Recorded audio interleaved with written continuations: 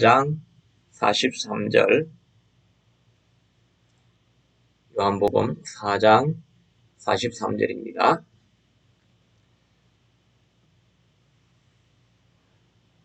같이 합독하도록 하겠습니다.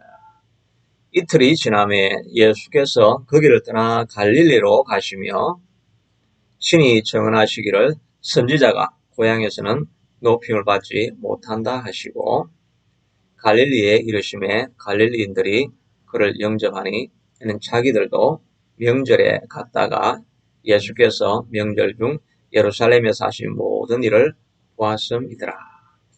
예수께서 다시 갈릴리 가나에 이르시니 전에 물로 포도주를 만드신 곳이라.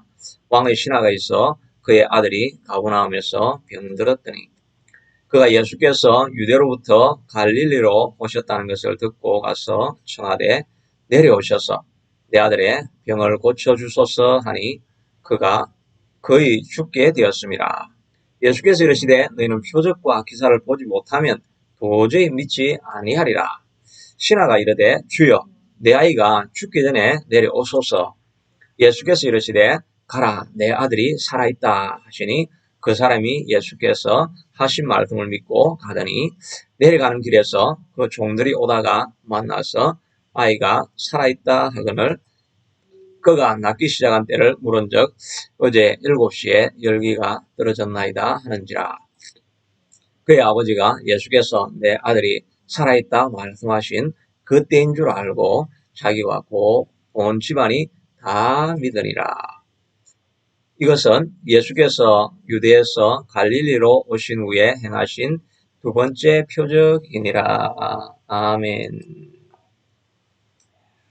오늘 본문의 말씀을 통해서 가라 내 아들이 살아있다 하는 제목으로 은혜를 나누기를 원합니다. 지난 목요일 1월 21일 날 미국에서는 46대 대통령 조 바이든이 취임을 하게 되었습니다. 그 나이가 지금 몇 살이냐니까 78세입니다. 4년 뒤에 만약에 재선이 된다 그러면 83세에 이제 다시 대통령이 되는데 그래서 86세까지 대통령이 정말 될 수 있을까 하는 그런 생각도 있기도 합니다. 조 바이든에 대한 이런 기사들을 읽어보니까 지난번에는 대선 후보로 이렇게 민주당 내에서 후보 경선을 할 때 젊은 세대였던 바락 오바마에게 밀려서 대통령 후보가 되지 못했지요. 그래서 여러 번 실패를 통해서 이제 정말 78세가 되어서 대통령이 된 입지적인 인물이라고 할 수가 있습니다.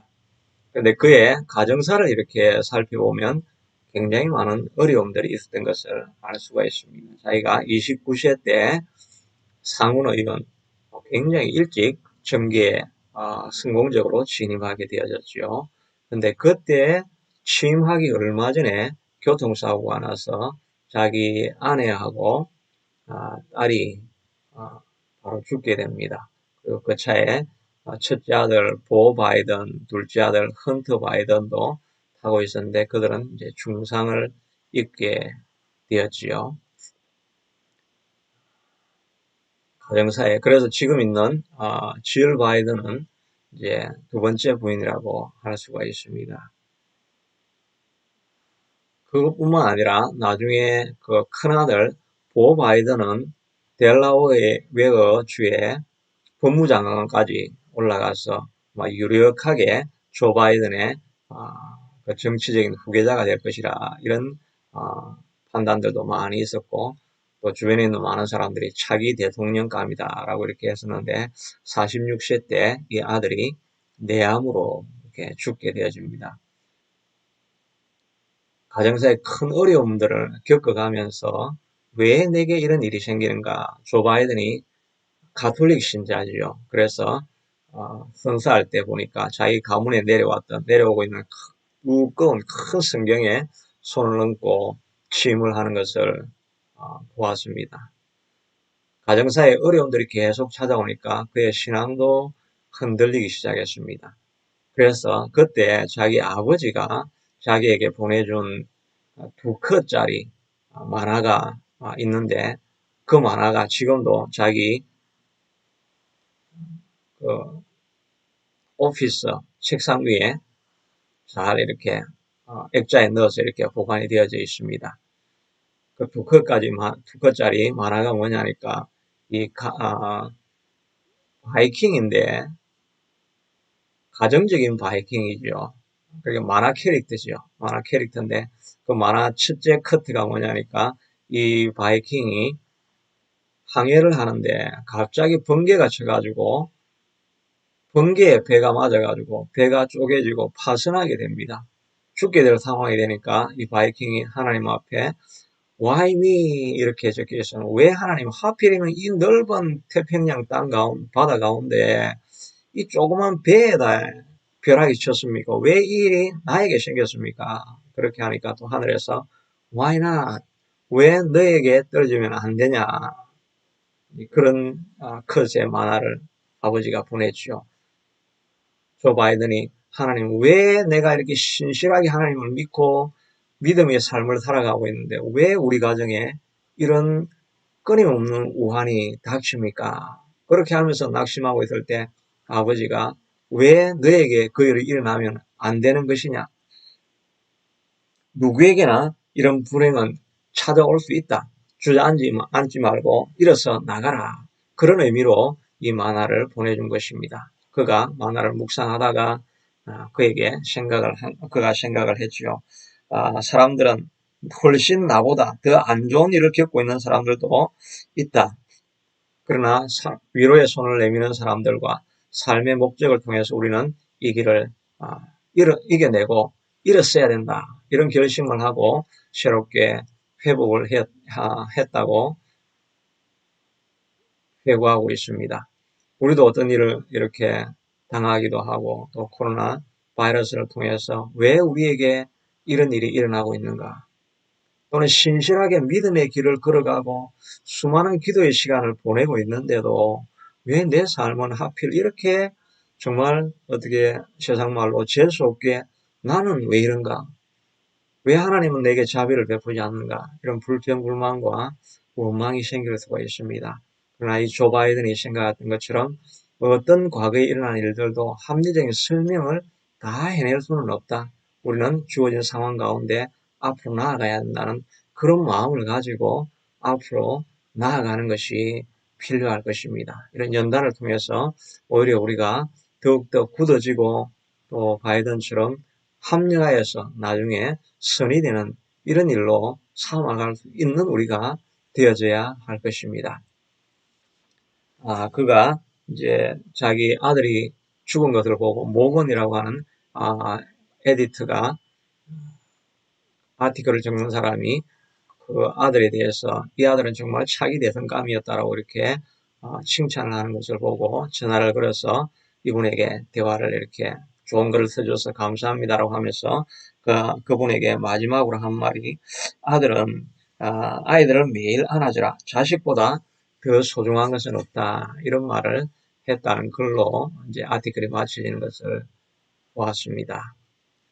오늘 우리에게 본문에 나와 있는 이 내용이 바로 한 왕의 신하, 높은 관직에 있던 신하에게 자녀에게 일어난 문제인 것을 알 수가 있습니다. 아무리 행복해 보이는 그런 가정이라 할지라도 가정마다 다 우리가 다 알지 못하는 한 가지씩 어려움들을 다 가지고 있는 것이지요. 이 왕의 신하도 높은 지위에 올라서 행복해 보일 것 같았는데 갑자기 아들이 죽어가는 것 같은 정말 피할 수 없는 큰 어려움들을 당한 모습을 볼 수가 있습니다.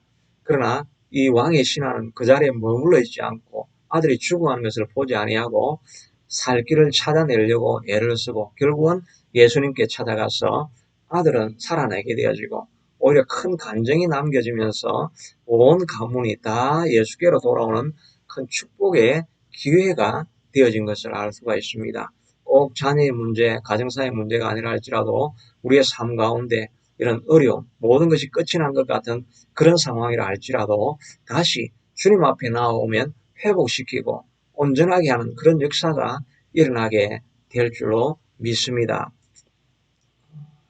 이 아버지가 이 문제를 어떻게 해결해 갔는가 하는 것을 살펴보면서 여러분과 저의 삶에도 피할 수 없는 어려움들 속에서 어떻게 극복해 갈 수 있게 되겠는가. 마치 조 바이든과 같이 수많은 연단 가운데서 마지막 모든 것이 이제 끝났을 것 같은 78세 때에 대통령이 되는 이런 새로운 합력에서 선이 되는 결과가 어떻게 일어날 수 있는가 하는 것을 생각해 보려고 합니다. 첫째는 습관적 신앙에서 벗어나야 한다 하는 것을 알 수가 있습니다. 43절에 보니까 이틀이 지남에 예수께서 거기를 떠나 갈릴리로 가시며 신이 청언하시기를 선지자가 고향에서는 노편을 받지 못한다 하시고 갈릴리에 이르심에 이렇게 되어 있는데 이틀이 지남에 이 이틀이 지남에 그 앞에 있는 내용이 무엇이었습니까? 지난주에 살펴본 것처럼 사마리아의 수가성 여인을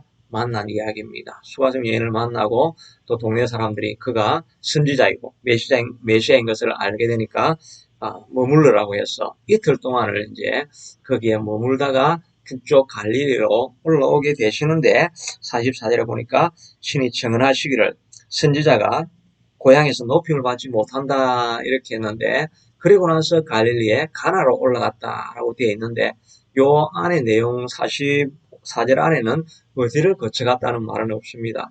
그런데 이 동일한 요 본문이 마태복음에도 마가복음에도 누가복음에도 다 나와 있는 사건입니다. 예수님께서 가나로 가시기 전에 나사렛 자기가 자란 고향으로 돌아간 것입니다. 거기 돌아가서 보니까 사람들이 예수님께서 거기에서는 아무런 큰 기적을 일으키지 못했다라고 이렇게 설명을 하고 있습니다. 왜냐하면 그 다른 본문들에 다 보면 이는 목수의 아들이 아니냐? 그의 어머니는 마리아, 그 형제들은 야고보, 요셉, 시몬, 유다라 하지 않느냐?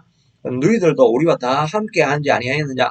그런즉 이 사람이 이 모든 것이 어디에서 났느냐 하고 예수를 배척하였다.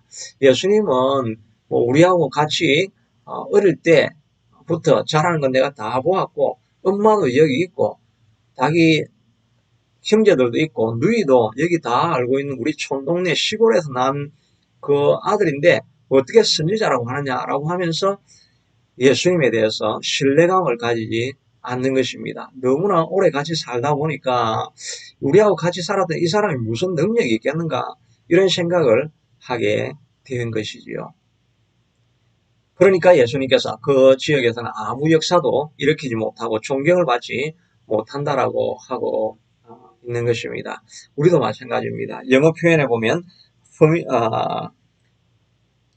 친밀함은 경멸을 낳는다. familiarity breeds contempt라고 하는 그런 속담이 있지요. 친밀하게 되면 결국은 경멸하게 되어진다는 것입니다. 그래서 우리 신앙생활에도 적용되어질 수가 있는데 우리가 너무 오래 교회 생활에 익숙해지다 보면 그 의미도 생각하지 아니하고 그냥 형식으로 참여하고 그 의미를 잃어버릴 때가 얼마나 많은지 모릅니다. 우리가 처음 교회를 갈 때 우리의 마음이 어떻습니까? 교회 건물만 생각해도 너무나 거룩하고 경건해서 거기에 들어가면 마치 하나님을 만나는 것 같은 그런 경건함, 그 경건미가 교회 안에 있게 되어집니다. 목회자를 바라봐도 정말 하나님의 대리자인 것처럼 하나님의 사자인 것처럼 생각하며 그의 말이 마치 하나님의 말씀이 선포되어지는 것처럼 이렇게 생각할 때가 많이 있는 것입니다.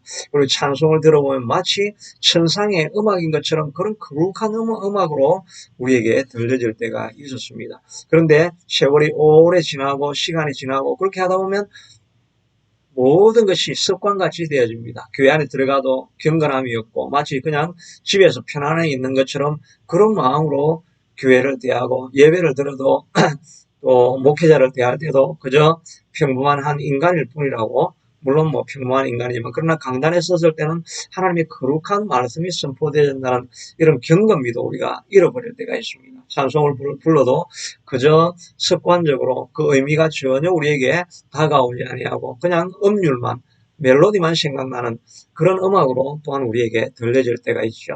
그럴 때 우리에게 어떤 역사도 나타나지 않게 된다 하는 것입니다.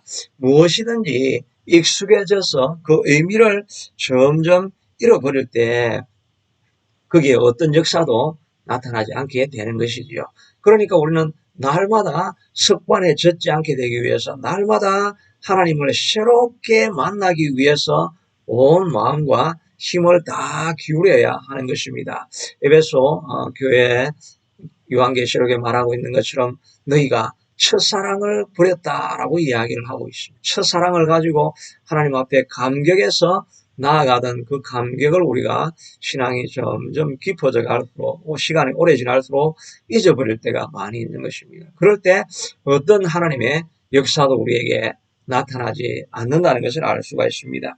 남녀간에도 보면 권태기가 찾아온다고 하죠. 그 권태기를 어떻게 이기는가 하는 그런 자료를 보니까 대화가 더 많이 필요하다는 것입니다.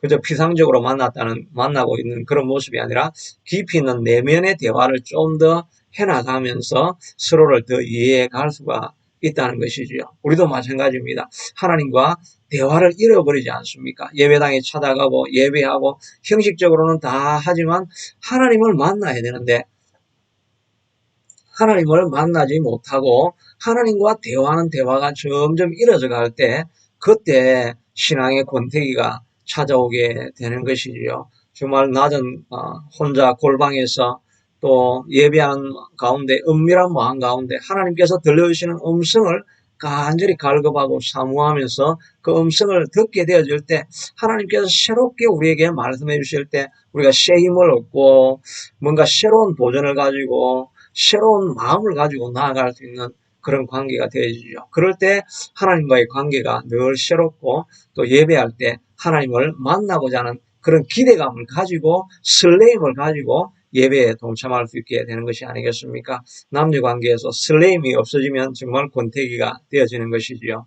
언제나 예배하러 나올 때 우리 속에 다시 한번 새로운 설레임이 없다고 한다면 하나님 내게 오늘도 말씀해 주셔서 하나님께 더 가까이 가기를 원합니다라고 하나님 앞에 집중하는 그런 하나님과의 대화가 있어야 된다는 것입니다. 또 보니까 과거로 돌아가서 아름다운 추억을 회상해 보라 그렇게 이야기를 남녀간의 권태기에 대해서 그렇게 이야기를 하고 있습니다. 우리도 마찬가지죠. 첫사랑을 회복을 해야 되죠. 옛날에 내가 하나님을 만났을 때 그때 부으셨던 뜨거운 성령의 감동 또 예배할 때의 감동, 눈물로 회개하며 하나님과 대화했던 그 아름다운 시간들, 신앙의 전성기를 다시 한번 생각해보고 우리가 어떻게 그렇게 갈 수 있었는가를 생각하고 또 우리가 어떻게 그렇게 회복할 수 있는가를 생각해 보라는 것이지요. 에베소 교회를 향해서도 첫사랑을 버렸도다. 너희가 어디에서 떨어졌는지 생각하고 이렇게 말해주고 있습니다. 그래서 회복하라는 것입니다. 우리가 이 팬데믹이 있기 전에 어떻게 하나님을 갈망하고 찾았는가? 그리고 나서 지금은 왜 이런 열정이 없어졌는가? 어디에서 내가 기도의 시간을 놓쳐버렸는가? 내가 어디에서 하나님의 말씀을 읽던 습관을 잊어버리고 말씀을 어디에서 내가 놓아버렸는가? 이것을 우리가 생각해 보아야 할 것입니다. 예배당에 우리가 팬데믹 전에는 찾아가기 전에 옷을 입고 차를 운전을 하고 경건한 마음으로 오는 시간 동안에 우리가 예배를 준비하는 마음으로 나아가지 않았습니까? 이런 준비하는 마음으로 내가 온라인 예배라도 동참할 수 있는가? 이런 것을 생각해 보면서 어디에서 내 신앙이 점점 굳어져 가고 있는가를 돌아보라고 말하고 있지요. 우리 자신들에게도 또 주 자신에게도 기도의 생활이 왜 약해졌는가? 왜 말씀을 점점 더 읽지 않게 되어졌는가? 이런 것들을 우리 스스로가 돌아보면서 신앙을 회복해야 된다는 것입니다. 또 거기에 추천하는 걸 보니까 새로운 곳으로 떠나보라라고 이야기를 하고 있습니다. 새로운 환경을 만나라는 것이죠. 오늘은 지금 새로운 환경을 만나고 있지 않습니까? 팬데믹이라고 하는 이런 새로운 환경을 지금 우리가 떠나가고 있습니다. 이 새로운 팬데믹을 맞은 이런 상황 속에서는 내가 어떻게 하나님을 만날 수 있을 것인가? 지금까지 경험해보지 못했던 새로운 환경 속에서도 이런 상황에서는 어떻게 하나님을 만나야 되는가 하는 것을 우리가 찾고 구하며 새로운 환경 속에서 주시는 하나님의 능력을 경험하기를 원합니다. 라고 하는 이런 갈급한 마음이 있을 때, 그래서 새로운 하나님을 만나게 될 때 우리가 다시 한번 설레임을 가지고 하나님을 찾고 이렇게 만나질 수 있을 것이라 생각을 하는 것입니다. 이 나사렛에서는 하나님의 역사가 일어나지 않았습니다. 여러분의 삶에서 지금 아무런 역사가 일어나지 아니하고 하나님과 만나는 감동이 없다고 한다면 내가 나사렛에 있는 사람이 아닌가? 예수님은 다 우리하고 같은 사람인데 친족도 다 여기 있는데 그에게서 무슨 큰일이 일어날 수 있겠는가? 예배 드린다고 늘 드리던 예배에 무슨 역사가 나타날 수 있겠는가?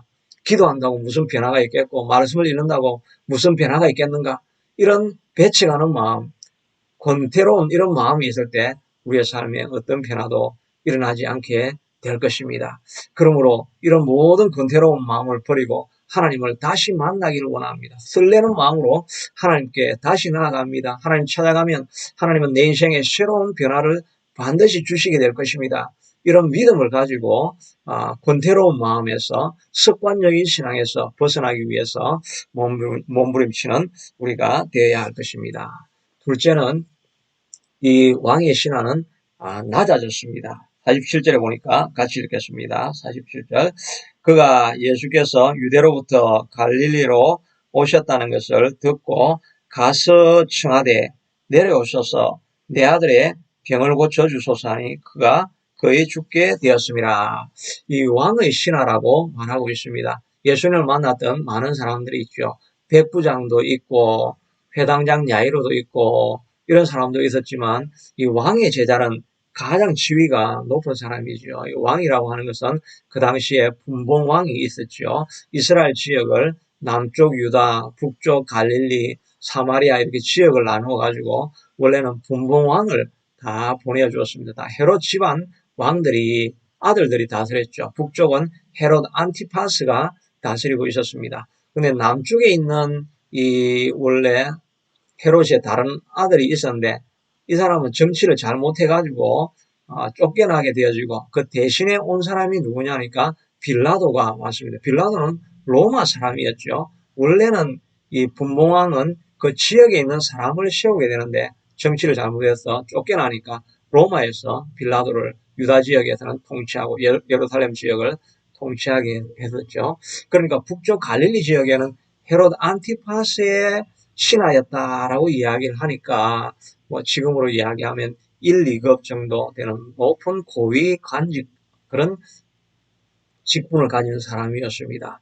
그럼에도 불구하고 30세의 청년이었던 예수님이 오셨다는 이야기를 듣고 이 먼 거리를 찾아 내려오게 되는 것입니다. 가버나움은 그 지역에서 원래는 갈릴리 호수의 맨 위쪽에 상업의 중심지였습니다. 그래서 아랍에서 이집트로 내려갈 때 언제나 이 지역을 지나가기 때문에 상업이 아주 번성하고 큰 도시였으니까 관료들이 거기에 있었죠. 근데 이 갈릴리 가나라고 하는 지역은 지금도 그 마을 자체가 거의 잊혀지고 없는 사람이 살지 않는 지역이었습니다. 그러니까 너무나 작은 지역이지요. 근데 이 지역까지 겸손한 마음으로 예수님을 찾아와서 꼭 내 아들 있는 대로 가게 해달라고 이렇게 부탁을 하지요.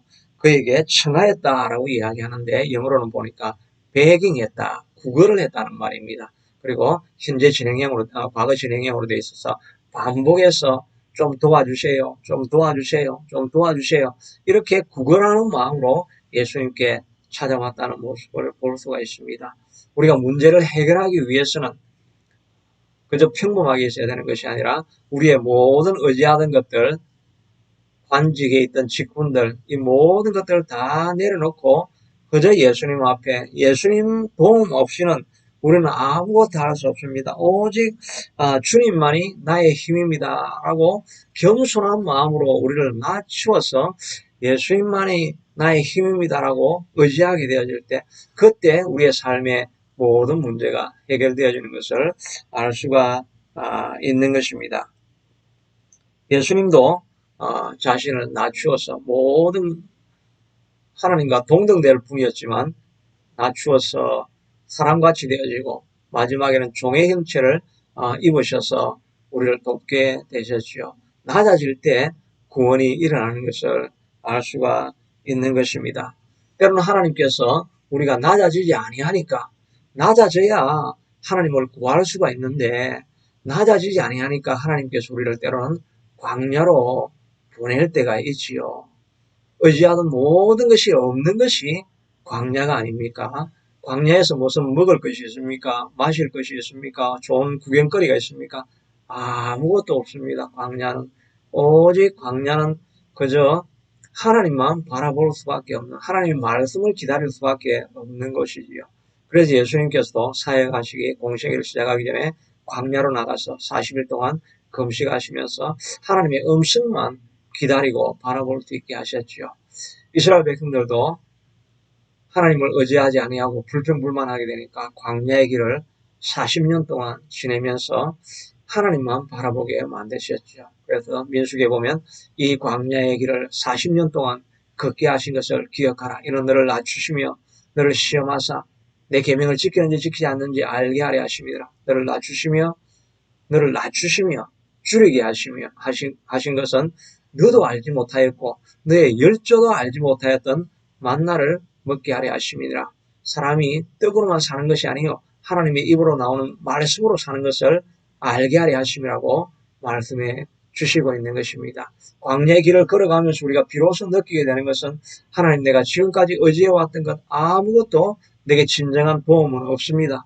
오직 주님 외에는 내 도움이 없습니다. 말씀밖에 나를 살게 해주는 것이 없습니다라고 말씀만 붙들고 말씀만으로만 살아갈 수 있게 되도록 그렇게 만드는 과정이 바로 광야의 길이라고 할 수가 있을 것입니다. 이 팬데믹을 통해서 별 영향을 받지 않고 살아가는 분들도 있지만 또 깊은 어려움과 환난 가운데 계시는 분들도 있지요. 그런 과정들을 통해서 하나님께서 우리에게 말씀하시고자 하는 것은 너를 줄이게 하시며 낮추게 하신 것은 사람이 떡으로만 사는 것이 아니요 하나님 입에서 나오는 말씀으로 사는 것을 가르치시기 위한 기회인 것입니다. 그러므로 이럴 때 우리가 하나님만 의지합니다. 무엇이든지 이제 내가 의지하고 내 힘대로 하던 것 다 내려놓고 주님 말씀하시면 주님 말씀으로만 내가 살아가겠습니다라고 이렇게 결단하고 그런 마음으로 낮아지는 것이 필요할 것입니다. 고린도후서에도 보면 1장에 바울이 그렇게 낮아졌음에도 불구하고 내가 이 아시아에서 환난 당한 것을 너희가 모르기를 원치 않았는데 내가 마치 사형선고를 당하는 것 같았다. 죽기 일보 직전으로까지 내가 떨어졌다. 그렇게 하니까 내가 비로소 이제 오직 죽은 자를 다시 살리시는 하나님만 의지하게 하려 하셨다고 말하고 있습니다. 사도 바울과 같이 그런 거룩하게 살아가는 분들도 자기를 다 내려놓지 못하니까 죽음의 고비까지 떨어지게 해서 하나님밖에 없습니다. 이제 내가 모든 것을 내려놓겠습니다. 이렇게 할 때 하나님의 사역자로 쓰임 받는 것을 보게 됩니다. 야곱도 마찬가지예요. 야곱도 야복강에서 에스에서 손에서 살아나서 그러면 이제 하나님께로 돌아가서 베델로 돌아가서 처음에 약속했던 하나님의 성소를 짓고 성전을 만들겠습니다 했으니까 베델로 올라가야 되는데 가기 전에 세겜을 보니까 너무 살기 좋고 아름다운 환경이고 큰 도읍이고 좋은 곳이죠. 그래서 거기에 머물다가 디나가 좋은 곳 구경하러 갔다가 어려움을 당하게 되어지고 결국은 거기서 죽을 그런 위기 상황에 닥치고 나니까 그때 야곱이 이제 내가 예배하러 올라갔어야 되는데 예배하지 못했구나 하면서 자기가 있던 모든 장신구들을 다 내려놓고 그가 이제 베델로 올라가서 하나님의 집을 짓게 되는 것입니다. 그러할 때 하나님께서 모든 주변에 있는 사람들을 다 두렵게 만들므로 말미암아서 위기를 모면하게 되는 것입니다. 하나님께서 때로는 우리를 큰 환난 가운데 어려운 가운데 떨어뜨리는 것은 우리를 낮추어서 이제 주님 외에는 내가 의지하는 것이 없습니다 라고 이렇게 만들어 가시는 과정이라고 할 수가 있는 것입니다. 어려움이 있는 분이라고 한다면 우리가 주님 앞에 이 왕의 신하가 나아갔던 것처럼 오직 주님밖에 없습니다 하고 주님 앞에 나아갈 수 있게 되기를 바랍니다. 이렇게 우리의 몸을 낮추게 될 때 그때 우리의 하나님의 구원의 손이 우리에게 임하게 되는 줄로 믿습니다. 셋째는 예수님께로 나아가야 하는 것입니다. 이 왕의 신하는 이제 가버나움에서 가나로 가지 않습니까? 이 가버나움에서 가나까지의 거리가 약 한 지금으로 보면 34km다 이렇게 이제 말을 합니다. 저도 사실 구글로 지금도 쳐보니까 지명이 그대로 나오더라고요. 가버나움 치고 그 다음에 카나죠. 카나로 이렇게 딱 치니까 지금 구글 지도로도 차로는 한 40분 정도 거리가 되어 있더라고요. 그러니까 지금 국도로 차를 달려서 40분이죠. 그런데 실제로 걸어가면 꽤 시간이 걸렸을 것 같은데 이 지역이 지금 사실 정확하게 이 지금 나와 있는 가나가 과거의 가나인가 하는 것은 조금 의심스럽다는 생각이 저에겐 들었습니다. 왜냐하면은 언제 병이 나왔느냐 이렇게 물어보니까 신하들하고 돌아가면서 신하들하고 만나서 이야기를 했죠. 아들이 병이 나왔다고 하니까 언제 병이 나왔느냐 하니까 어제 1시에 나왔다. 7시는 이제 지금 시간으로 1시죠. 난 1시에 나왔다라고 하니까 그러면 고침을 받고 급하게 아들을 보려고 갔어야 될 텐데 그렇게 갔었는데 하루가 지나서 어제 살아났다고 이야기했으니까 하루 뒤에 그 신하들을 만난 것 아닙니까? 그러니까 하루 길이나 걸렸다는 것을 보니까 꽤 먼 거리였겠다는 생각을 하게 되어집니다. 우리가 예수님을 만나러 가는 길은 이렇게 가까운 길이 아닌 것입니다. 정말 살아계신 하나님을 만나고 살아계신 예수님을 만나려고 하면 얼마나 우리에게 방해가 많은지 모릅니다. 가는 길을 가다가 전부 다 우리도 다 그런 경험들을 하죠. 예수님을 한번 만나야 되겠다라고 결단하고 하나님 앞에 섰다가 찾으려고 이렇게 하는데 예수님을 기도하려 해도 예수님을 만나질 수가 없고 말씀을 읽어도 말씀이 아무런 의미로 내게 다가오지도 아니하고 그러다 보니까 기도해도 소용이 없구나. 또 말씀을 읽어도 소용이 없구나. 예수님을 만나면 뭐 기적이 생기지만 뭐 만날 수가 없구나. 그러면서 우리가 포기할 때가 얼마나 많습니까? 찾아가는 길이 이렇게 예수님을 만나는 길이 이렇게 쉽지 않은 길이라는 것입니다. 우리가 다 믿음을 회복해 보려고 하는 그런 마음이 있지만 그러나 애를 쓰고 포기하지 아니하고 34km의 길을 가다가 포기하고 싶고 낙심스러울 마음이 생기고 이럴지라도 계속 가는 것입니다. 만약에 내가 34km를 가가지고 우리 아들을 고쳐달라고 예수님을 다시 34km로 모셔온다는 것은 이게 정말 가능할까? 이런 생각이 들 때가 많이 있습니다. 그럼에도 불구하고 이 왕의 신하는 모든 것 가운데서도 간절한 마음이 있으니까 그냥 34km를 가고 또 34km를 모셔올 마음을 가지고 그 길을 떠나가게 되는 것입니다. 예수를 만나러 가는 길에 이 노력이 있어야 됩니다. 수고가 깃들여 있어야 참 살아계신 예수님을 우리가 만날 수가 있다는 것을 알 수가 있습니다. 예수님을 만나려고 하다가 금방금방 포기하지 말고 힘이 들지만 하나님 내가 오늘도 약속의 말씀을 들을 때까지는 내가 머무르기를 원합니다라고 하는 기도하는 마음 또 하나님 말씀을 읽을 때 하나님께서 말씀을 해주실 때까지 내가 묵상하며 기도하며 기다리겠습니다라고 하는 그런 마음으로 오래 기다리고 있을 때 하나님께서 우리를 찾아오시게 될 것입니다. 하다가 중간에 멈추지 말기를 바랍니다. 마지막으로는 예수님께서 가라 내 아들이 살아났다라고 이야기하니까 그가 그래도 예수님이 같이 가셔야죠.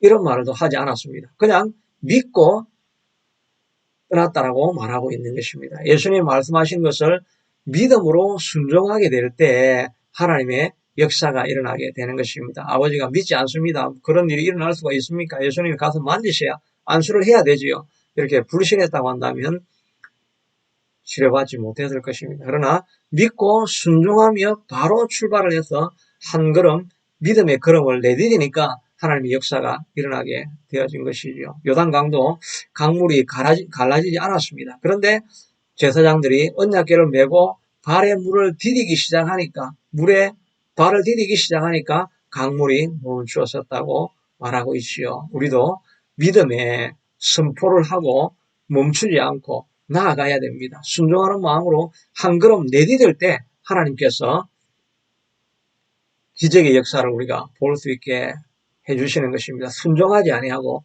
믿음의 순종이 없이는 어떤 역사도 일어나지 않는 것을 생각해야 되는 것입니다. 그러므로 우리가 하나님의 약속을 들을 때마다 하나님 내가 듣고만 머무는 것이 아니라 한 걸음 내디뎌서 하나님의 약속을 신뢰하며 나아갑니다. 라고 할 때 하나님의 역사가 여러분 삶 가운데 일어나게 될 줄로 믿습니다. 그러므로 오늘 우리가 말씀을 통해서 우리가 살펴본 것은 우리 생활 속에서도 하나님의 역사가 일어나기 위해서는 습관적인 신앙 다 버려야 합니다. 그리고 나아진 곳까지 나아가고 힘들지만 예수님을 만나러 나아가서 예수님이 말씀하실 때 믿음으로 순종하고 나아가면 하나님의 역사가 우리 가운데 일어나게 될 줄로 믿습니다. 이런 역사가 왕의 신하의 가정의 문제가 해결되어진 것처럼 여러분의 삶의 문제도 이런 해결되는 역사가 있게 되기를 축복합니다. 자비하신 아버지 하나님, 왕의 신하가 인간의 손으로는 해결할 수 없는 아들이 죽어가는 어려운 가운데 있었습니다. 그럼에도 불구하고 그가 예수님을 습관적으로 쫓아가던 것을 다 내려놓고 예수님만을 간절히 사모하고 먼 길이지만 예수님을 찾아가서 믿음으로 순종하고 나니까 하나님의 역사가 나타났습니다. 우리의 삶 가운데서도 이런 역사가 나타날 것을 기대하며 사모하는 마음을 가지고 첫사랑을 회복하고 어디에서 떨어졌는지를 생각하고 어떻게 회복할 것인지를 기억하며 예수님을 찾기 위해서 가나까지 가는 먼 여정이라 할지라도 쉬지 않고 달려가는 우리가 되어져서 우리의 삶의 문제뿐만 아니라 예수님의 관계가 회복되어지는 역사가 우리의 삶 가운데 일어나게 하여 주시옵소서. 무엇이든지 하나님께서 무엇보다도 하나님께서 역사하시면 말씀하시는 것을 순종하면 기적이 일어나리라고 하는 믿음을 하나님 우리가 포기하지 않게 도와주시기를 원합니다. 이런 모든 주변에서 일어나는 어려움들 가운데서 내가 소망이 없을 것 같은 상황 속에서라도 예수님을 믿고 신뢰하고 나아가면 하나님께서 오병이어의 기적도 일으키실 것이고 가나에서 오늘 사건이 일어난 것처럼 물이 포도주로 변했던 것처럼 변하지 아니할 것 같은 상황들도 변해갈 것을 믿음으로 선포하며 나아가는 우리가 다 될 수 있게 도와주시옵소서. 이 믿음을 잃지 않는 우리가 될 수 있게 축복해 주시기를 간절히 원하고 소원합니다. 오늘 이 시간 하나님 우리의 육신의 문제를 가지고도 주님 앞에 기도합니다. 우리의 몸 가운데 하나님 아픈 부위가 있을 때 하나님이 그 자리에 손을 얹고 이 시간도 기도합니다. 하나님 치유하시기를 기뻐하시는 하나님께서 오늘 이 시간도 치유하여 주시옵소서. 모든 질병은 예수로 명하노니 다 떠나갈 치여다. 깨끗하여 치여다. 하나님 삶에 풀리지 않는 문제를 가지고도 주님 앞에 기도합니다. 가정의 문제를 가지고도 주님 앞에 가슴에 손을 얹고 기도합니다. 오늘 이 시간 주님의 약속하신 말씀을 따라서 우리가 간절하게 주님을 찾고 나아가면 하나님께서 이 모든 삶의 문제도 해결해 주시는 것을 감사합니다. 하나님께서 치유하셨습니다. 하나님께서 회복해 하셨습니다. 문제가 다 사라지게 하신 것 하나님 감사하고 감사합니다. 이 모든 말씀 예수님 이름으로 기도드리옵나이다. 아멘. 네.